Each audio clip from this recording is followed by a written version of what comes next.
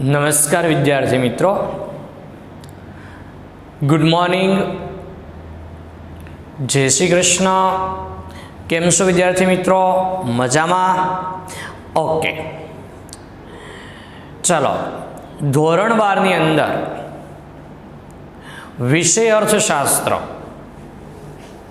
Chapter number 2 એટલે કે બીજો પાઠ છે વૃદ્ધિ અને વિકાસના નિર્દેશકો. એનો છે તે મિત્રો આપણે અભ્યાસ કરતા હતા. એને જે છે તે આપણે ધીમે ધીમે છે તે આગળ વધારીએ છીએ.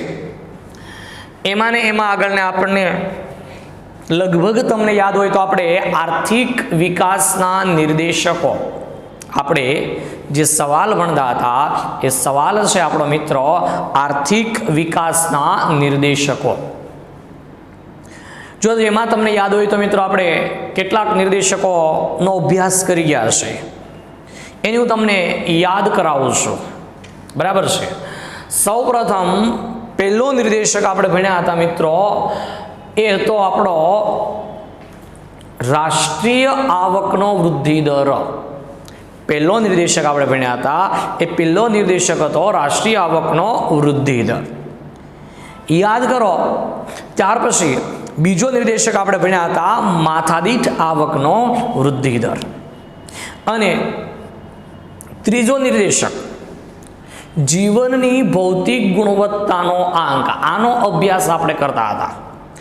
અને છેલ્લે લાસ્ટ વિડીયો સુધીની અંદર તમને મિત્રો જીવનની ભૌતિક ગુણવત્તા સાથે સંબંધિત બધી જ બાબતો ભણાવી દીધી કે અગત્યની બાબતો, સમાવિષ્ટ થતી બાબતો, પીક્યુએલઆઈના અંકની રચના કેમ કરવામાં આવે, આ બધી જ બાબતો છે તે તમને ભણાવી દીધી.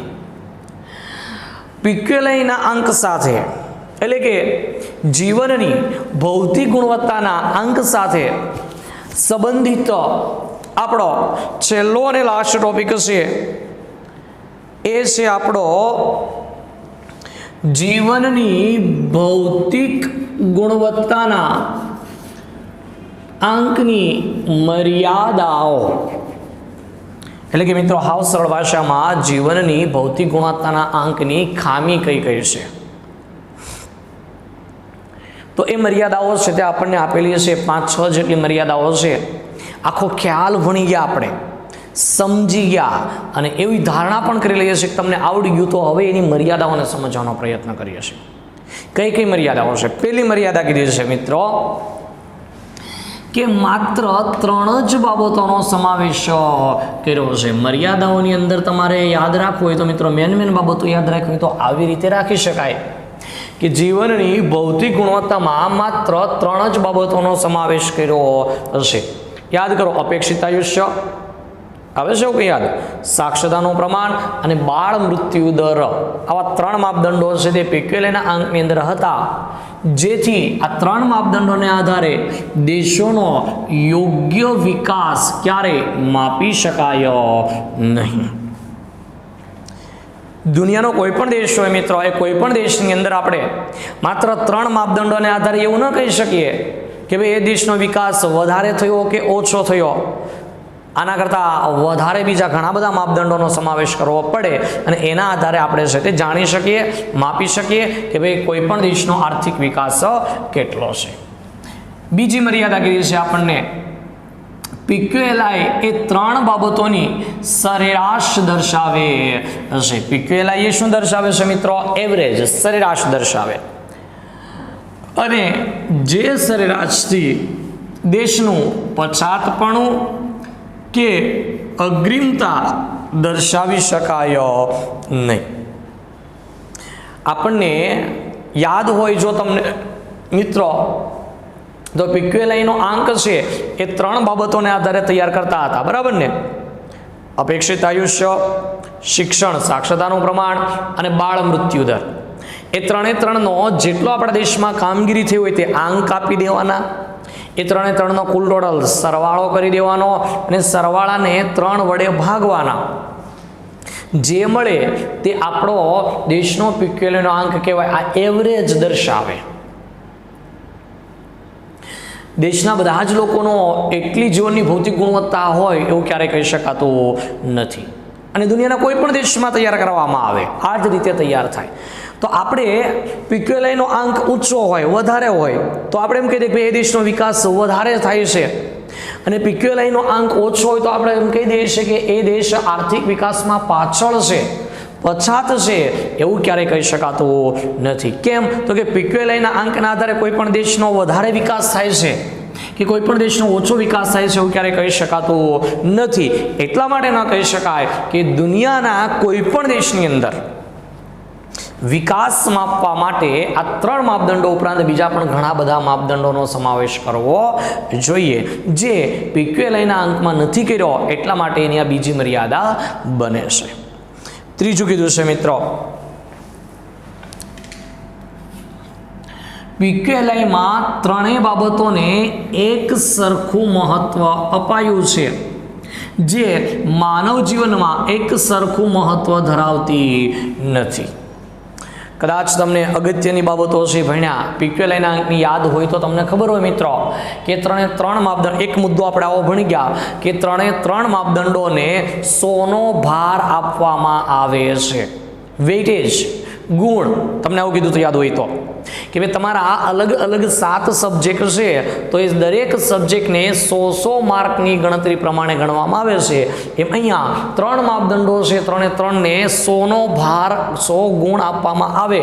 આ ત્રણેય માપદંડોને એક સરખું જ મહત્વ અપાયું એ યોગ્ય કહેવાય નહીં. કેમ યોગ્ય ન કહેવાય?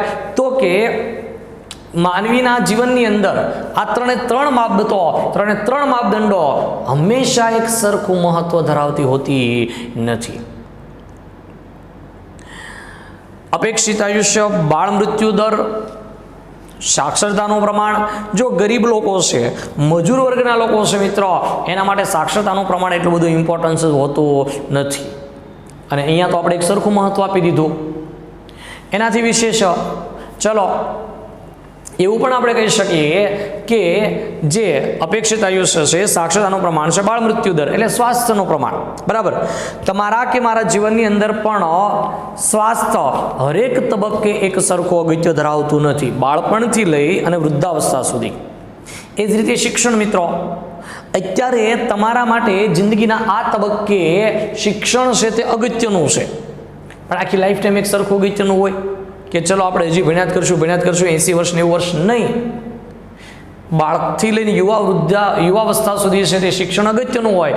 વૃદ્ધ થઈએ ત્યારે શિક્ષણનું મહત્વ ઘટી જાય અને સ્વાસ્થ્ય અને આરોગ્યનું મહત્વ વધે છે. તો આ 3ને એક સરખું મહત્વ આપ્યું એ PQLIના અંકની મર્યાદા છે.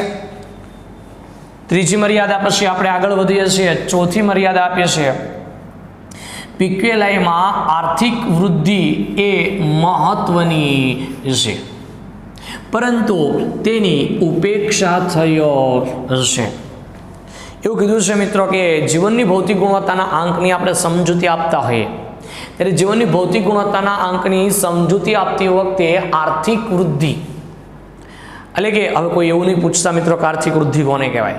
દેશના કુલ ઉત્પાદનમાં વધારો થાય, માથાદીઠ આવકમાં વધારો થાય, રાષ્ટ્રીય આવકમાં વધારો થવો જોઈએ, એ મહત્વનું છે.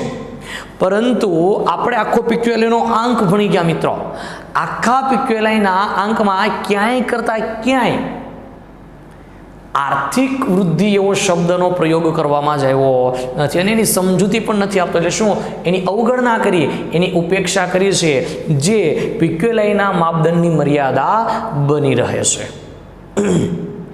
આગળ કીધું છે આપણને 5મી મર્યાદા આપી છે. PQLI જે દેશનો ઊંચો તો તે દેશ બીજા દેશ કરતા વધારે વિકાસ કરે છે તેમ કહેવું યોગ્ય નથી. મિત્રો હાવ સરળ ભાષામાં જીવનની ભૌતિક ગુણવત્તાના આધારે આપણે કોઈ પણ દેશનો વિકાસ વધારે અથવા તો ઊંચો કે કોઈ પણ દેશનો વિકાસ નીચો કે ઓછો એવું ક્યારેય કહી શકીએ નહીં. કેમ ન કહી શકીએ?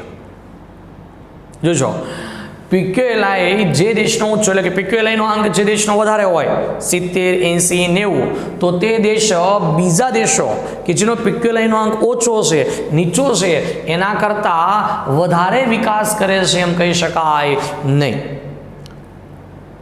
કેમ ન કહી શકાય? એટલા માટે ન કહી શકાય મિત્રો કે દુનિયાની અંદર કેટલાક વિકસિત દેશો એવા છે, વિકસિત દેશો દુનિયાની અંદર એવા છે કે જેનો વિકાસ થઈ ગયો છે ઓલરેડી. તો હવે એ દેશની અંદર આરોગ્યનું પ્રમાણ વધવાનું, શિક્ષણનું પ્રમાણ વધવાનું, બાળ મૃત્યુદરનું પ્રમાણ ઘટવાનું પ્રમાણ કેવું હોય? ઓછું હોય. ઓછા દરે ઘટતું વધતું હોય તો એ ત્યારે એવું ન કહેવાય કે ભાઈ વિકસિત દેશ કરતાં વિકાસમાન દેશો છે ઝડપી ગતિ કરે છે. ક્યારે ન કહી શકાય. જો એટલા માટે લખ્યું છે કે ધનિક દેશોમાં, ધનિક દેશો એટલે કયા? વિકસિત દેશો.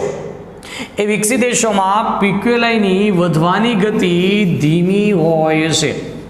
Norway, America, Japan, Germany, France, Britain, Italy, Russia, England, Israel આ બધા વિકસિત દેશો છે.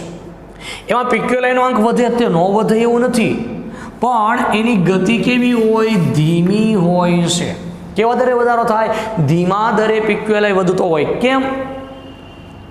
એટલા માટે કે ત્યાં ઓલરેડી વિકાસ થઈ ગયો છે, એટલે અમુક ગતિ કે ઝડપથી વધારે અમુક માપદંડમાં વધારો કરવો શક્ય નથી. જોજો લખ્યું છે કારણ કે સરેરાશ આયુષ્ય અમુક હદથી વધારે વધારી શકાતું નથી. અપેક્ષિત આયુષ્ય, સરેરાશ આયુષ્ય મિત્રો આ દેશોની પીક્યુએલઆઈની વધવાની ગતિ ધીમી એટલે હોય કે ભાઈ ત્યાં મોટા ભાગે 3 માપદંડોમાં હાઈ લેવલ પ્રાપ્ત કરી લીધું હોય. અપેક્ષિત આયુષ્ય વધારે હોય 82 વર્ષ, 85 વર્ષ. સરેરાશ આયુષ્ય છે તે પણ મિત્રો 80-85 વર્ષે પહોંચી ગયું હોય અપેક્ષિત આયુષ્ય, સરેરાશ આયુષ્ય. સાક્ષરતાનો દર 100% હોય અને બાળ મૃત્યુદરનું પ્રમાણ પણ છે તે મિત્રો 2, 5 કે 10 જેટલું જ હોય. તો ત્યાં હવે આમાં આપણે બહુ વધારો ઘટાડો વધારે દરે ન કરી શકીએ. વધારો ઘટાડો થાય પણ કેવી ગતિએ થાય? ધીમી ગતિએ થાય. તો એનો પીક્યુએલઆઈનો અંક કેવો રહે? નીચો રહે. અથવા તો વધવાની ગતિ ધીમી હોય તો આપણે એવું ન કહેવાય કે ભાઈ નોર્વે, અમેરિકા, જાપાન, જર્મની કરતાં ભારતનો પીક્યુએલઆઈ ઝડપથી વધે છે એટલે ભારત એ Norway, America, Germany, Japan, England, France, Britain કરતાં વધારે વિકાસ કરે છે એવું ક્યારેય કહી શકાતું નથી. ક્લિયર? ઓકે. તો આ હતી મિત્રો આપણી પીક્યુએલઆઈના આંકની છે તે મર્યાદાઓ. આ મર્યાદાઓની સાથે જ મિત્રો આપણો છેલ્લો નાનકડો એવી એક લીટી કીધી છે એને જોઈ લઈએ છીએ કે પીક્યુએલઆઈની હાલની વર્તમાન સ્થિતિ કેવી છે. વિશ્વમાં 2003 પછી પીક્યુએલઆઈના 3 અંકના બદલે માનવ જીવનને સ્પર્શતા બીજી 3 બાબતોનો સમાવેશ કરી અને તૈયાર કરવામાં આવે છે. 2003ના વર્ષે મિત્રો પહેલાંનું કીધું છે કે પહેલાં છે તે પીક્યુએલઆઈના માપદંડો છે એટલે કે પીક્યુએલઆઈ જીવનની ભૌતિક ગુણવત્તાનો અંક નક્કી કરવામાં આવતો એના માપદંડો અલગ હતા. પરંતુ વિશ્વ લખ્યું છે કે ઓલ ઓવર વર્લ્ડની અંદર 2003 પછીના વર્ષની વાત કરીએ તો પીક્યુએલઆઈ એટલે કે જીવનની ભૌતિક ગુણવત્તાનો આંક માનવ જીવનને સ્પર્શતી હોય તેવી 3 બાબતો, એટલે માનવ જીવનને સ્પર્શતી તેવી હોય એવી 3 બાબતો આપણે જ ભણી ગયા. એ જ આવે મિત્રો કયું? અપેક્ષિત આયુષ્ય, સાક્ષરતાનું પ્રમાણ અને બાળ મૃત્યુ દર એટલે આરોગ્યનો સમાવેશ કરીને તૈયાર કરવામાં આવે છે. તો આની સાથે જ મિત્રો આપણો આ ત્રીજો નિર્દેશક હતો કે જીવનની ભૌતિક ગુણવત્તાનો આંક એ અહીંયા સંપૂર્ણપણે છે તે પૂર્ણ થાય છે. રેડી? તો આજે છે તે મારું હોમવર્ક માત્ર મિત્રો આ સવાલ કમ્પ્લીટ મોઢે કરવાનો, એટલે મર્યાદાઓ મોઢે કરવાની, લખવાનું ક્યાંય કંઈ નથી. ક્લિયર? ઓકે. ચાલો આગળનો આપણો ટોપિક છે મિત્રો વિકાસનો ચોથો નિર્દેશક.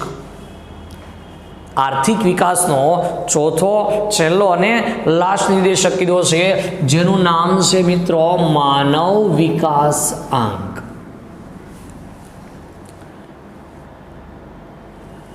હવે સૌપ્રથમ આપણને બેઝિક માહિતી આપી છે માનવ વિકાસ આંક સાથે સંબંધિત અને પછી એના માપદંડો આપણને સમજાવવામાં આવ્યા છે. તો સૌપ્રથમ આપણે બેઝિકથી શરૂઆત કરીએ છીએ, ધીમે ધીમે એને સમજીએ છીએ. આર્થિક વિકાસનો અદ્યતન નિર્દેશક એ માનવ વિકાસ આંક છે.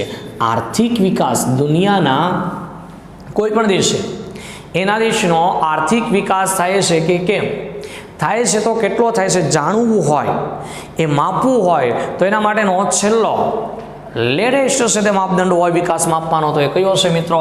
માનવ વિકાસ આંક હશે, HDI, હ્યુમન ડેવલપમેન્ટ ઇન્ડેક્સ. આગળ કીધું છે આપણને, ત્યાર પછી જોઈશું મિત્રો 1990માં UNDP એટલે કે યુનાઇટેડ નેશન્સ ડેવલપમેન્ટ પ્રોગ્રામ, જેને કહેવાય સંયુક્ત રાષ્ટ્ર વિકાસ કાર્યક્રમ દ્વારા HDR હ્યુમન ડેવલપમેન્ટ રિપોર્ટ, જેનું ગુજરાતી થાય માનવ વિકાસ અહેવાલ માં, એટલે કે એની અંદર HDI હ્યુમન ડેવલપમેન્ટ ઇન્ડેક્સ એટલે કે માનવ વિકાસ આંક રજૂ કર્યો હતો. આ જેટલા મિત્રો ટેક્સ્ટ બુક ચોપડી લઈને બેસવાનું કીધું છે એટલા મિત્રો આ જે લાઈન છે, લીટી છે, એની નીચે અંડરલાઈન કરો અને VSQ MCQ લખો. MCQ ની અંદર પૂછાય કે VSQ ની અંદર પૂછાય કે માનવ વિકાસ આંક કોના દ્વારા તૈયાર કરવામાં આવે છે? UNDP દ્વારા તૈયાર કરવામાં આવે છે. ક્યારે તૈયાર કરવામાં આવ્યો હતો? તો કે 1990ના વર્ષમાં તૈયાર કરવામાં આવ્યો હતો. રેડી, જોતા જજો. 1990ના વર્ષમાં UNDP નું પૂરું નામ બોલું છું મિત્રો, યુનાઇટેડ નેશન્સ ડેવલપમેન્ટ પ્રોગ્રામ, જેનું ગુજરાતી થાય સંયુક્ત રાષ્ટ્ર વિકાસ કાર્યક્રમ, એને 1990ની અંદર HDR એટલે કે હ્યુમન ડેવલપમેન્ટ રિપોર્ટ, જેનું ગુજરાતી થાય માનવ વિકાસ અહેવાલ રજૂ કર્યો હતો. 1990માં UNDPએ માનવ વિકાસ અહેવાલ, એની અંદર કયો ટોપિક રજૂ કર્યો હતો? શેની સમજૂતી આપી હતી? HDI, એનું પૂરું નામ થાય હ્યુમન ડેવલપમેન્ટ ઇન્ડેક્સ, જેનું ગુજરાતી થાય માનવ વિકાસ આંક રજૂ કર્યો હતો. રેડી? ઓકે, ચાલો.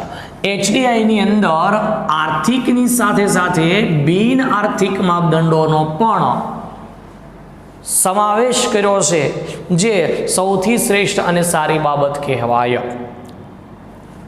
માનવ વિકાસાંકની અંદર મિત્રો 3 માપદંડો છે: અપેક્ષિત આયુષ્ય, બીજો જ્ઞાન અને ત્રીજો જીવન ધોરણ. તો અપેક્ષિત આયુષ્ય અને જ્ઞાન એ બે સામાજિક માપદંડો છે, એટલે બિન આર્થિક માપદંડો છે, અને ત્રીજું જીવન ધોરણ એટલે માથાદીઠ આવક કહેવાય, એ આર્થિક માપદંડ છે. એટલે કે આર્થિક અને બિન આર્થિક બંનેનો સમન્વય કરીને સમજૂતી આપી છે, એ સૌથી સારી બાબત કહેવાય. કોની? માનવ વિકાસ આંકની. ચાલો આગળ કીધું છે, માનવ વિકાસ આંક તૈયાર કરવામાં સૌથી મહત્વનો ફાળો ભારતના અર્થશાસ્ત્રીઓનો રહેલો હશે.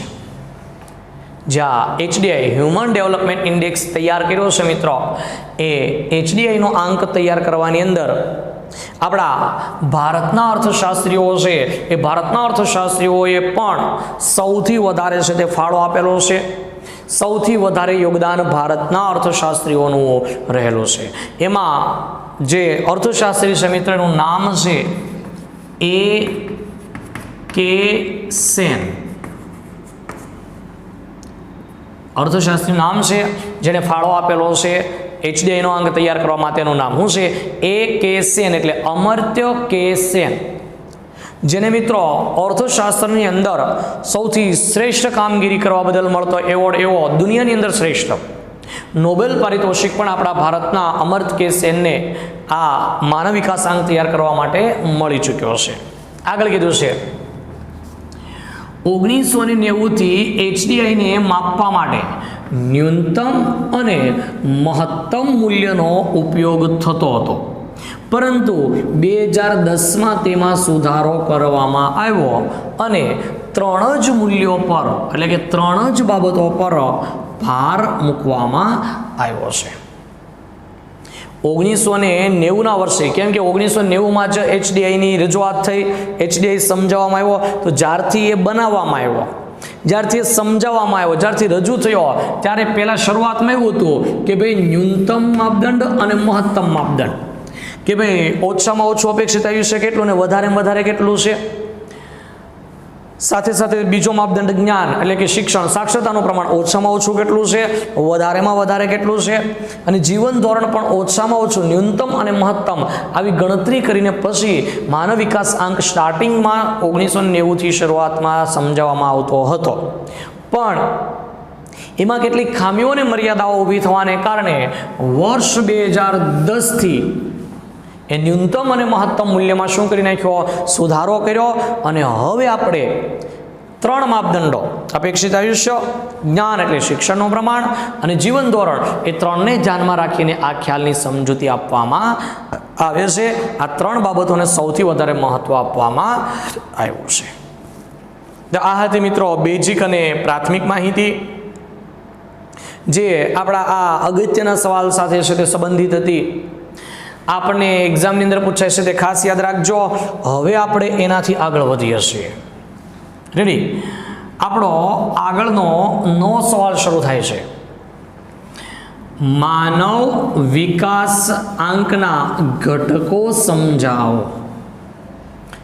9 સવાલ છે એટલે આનો આ જ સવાલ છે, પરંતુ તમને એક્ઝામની અંદર આવો સવાલ પૂછાશે કે માનવ વિકાસ આંકના ઘટકો સમજાવો. રેડી? કેટલા માર્કની અંદર પૂછાય અને કયા સેક્શનની અંદર પૂછાય? તો કે મિત્રો સેક્શન ડીની અંદર પૂછાય. કેટલા માર્કની અંદર પૂછાય? 3 ગુણની અંદર પૂછાય. અને આ સવાલ આપણને બોર્ડની એક્ઝામમાં પૂછાઈ ગયો છે, યાદ રાખજો. પહેલાના ભૂતકાળના જે આપણા બોર્ડની એક્ઝામ લેવાઈ ગઈ એના પેપરોની અંદર આ સવાલ પૂછાઈ ગયેલો છે. મિત્રો તમારી પાસે જે પેલા જૂના પેપર સેટો તમે જેની પાસેથી પુસ્તકો લીધા હોય એના આવ્યા હોય સાથે, તો એમાં જોવા ટેલી કરજો. આ સવાલ આપણને સેક્શન ડીની અંદર 3 ગુણની અંદર બોર્ડની એક્ઝામમાં પૂછાઈ ગયો છે. એટલે આપણા માટે અગત્યનો 2 સવાલ તમને અમુક બાબતો અગત્યની કીધી. રાષ્ટ્રીય આવકનો વૃદ્ધિ દર, માથાદીઠ આવકનો વૃદ્ધિ દર એ 3 માર્કની અંદર પૂછાય. એ બંનેની મર્યાદાઓ, બેમાંથી કોઈ પણ એકની મર્યાદાઓ 2 માર્કની અંદર પૂછાય. આની પહેલાં જીવનની ભૌતિક ગુણવત્તાનો આંક એ સેક્શન ડીની અંદર 3 માર્કમાં આપણને બોર્ડની એક્ઝામમાં પૂછાઈ ગયો છે. અને છેલ્લો નિર્દેશક માનવ વિકાસ આંકના ઘટકો એ પણ આપણને બોર્ડની એક્ઝામમાં પૂછાઈ ગયો છે 3 માર્કની અંદર સેક્શન ડીમાં. એટલે આપણે ધ્યાન આપવું. ક્લિયર? ઓકે, ચલો. પહેલો નિર્દેશક, પહેલું ઘટક સમજાવ્યું છે આપણને અપેક્ષિત આયુષ્ય. કોને કહેવાય? વધારે કે ઓછું, શેનો નિર્દેશ કરે છે, એની સમજૂતી આપણને આપવામાં આવી છે. જોઈએ છે, ચાલો. જન્મ સમયે વસ્તીનું અપેક્ષિત આયુષ્ય જોજો. જન્મ સમયે વસ્તીનું અપેક્ષિત આયુષ્ય કેટલું છે તેને આધારે માપવામાં આવે છે. કદાચ તમને યાદ હોય તો મિત્રો અપેક્ષિત આયુષ્ય કોને કહેવાય? તો કે જન્મેલું બાળક, નવું જન્મેલું બાળક અંદાજિત કેટલા વર્ષનું આયુષ્ય ભોગવશે. જે બાળક જન્મે છે એ બાળક અંદાજિત કેટલા વર્ષ જીવશે એની અપેક્ષા કે ધારણાને અપેક્ષિત આયુષ્ય કહેવાય. અને દેશની અંદર જે લોકો હાલમાં જીવી રહ્યા છે, દેશની જે વસ્તી છે એનું અપેક્ષિત આયુષ્ય કેટલું છે એના આધારે નક્કી કરવામાં આવે છે કે નવા જન્મેલા બાળકનું પણ અંદાજિત અપેક્ષિત આયુષ્ય કેટલા વર્ષનું રહેશે. આપણને સમજૂતી આપી છે તે જોજો. આપણને એવું કીધું છે જો કોઈ પણ દેશના લોકોનું અપેક્ષિત આયુષ્ય 50 વર્ષથી ઓછું હોય, દુનિયાનો કોઈ પણ દેશ હોય મિત્રો, ખાલી ભારત એવું જ બોલતો નથી, દુનિયાના કોઈ પણ દેશના લોકોનું અપેક્ષિત આયુષ્ય જો 50 વર્ષથી ઓછું, એટલે એ દેશના લોકો એવરેજ 50 વર્ષ કરતાં ઓછા વર્ષ જીવતા હોય, 32 વર્ષ, 40 વર્ષ, 42 વર્ષ, 45 વર્ષ, તો આનો સીધો અર્થ એવો થાય કે એ દેશની અંદર જોજો એ દેશના લોકો તંદુરસ્તીથી વંચિત છે એમ માનવામાં આવે છે. એટલે એનો અર્થ એવો થાય મિત્રો, સીધી વસ્તુ છે મિત્રો, 50 વર્ષથી ઓછું જીવતો હોય તો આનો સીધો અર્થ એવો થાય કે એ દેશના લોકોને આરોગ્ય, સ્વાસ્થ્ય, ડોક્ટરો આનું પ્રમાણ છે તે કેવું છે? ઓછું છે. એના કારણે એ તંદુરસ્ત, નિરોગી જે હોવા જોઈએ છે નહીં. અને એના કારણે જે વ્યક્તિ 50 વર્ષથી ઓછું ત્યાં દેશના લોકો જીવતા હોય, કાં તો પર્યાવરણ, કાં તો રોગના કારણે, કાં તો પૂરતી સ્વાસ્થ્યની સુવિધા નહીં હોવાને કારણે એ દેશના લોકો ઓછું ગણતા હોય ને એનાથી ઉલટું જો જે દેશના લોકો 50 વર્ષથી વધારે અપેક્ષિત આયુષ્ય હોય, દુનિયાના કોઈ પણ દેશના લોકોનું અપેક્ષિત આયુષ્ય કેટલું હોય? 50 વર્ષથી વધુ હોય, તો આનો અર્થ એવો થાય કે તે દેશના લોકોની તંદુરસ્તીની સ્થિતિ કેવી છે? સારી છે એમ કહેવાય.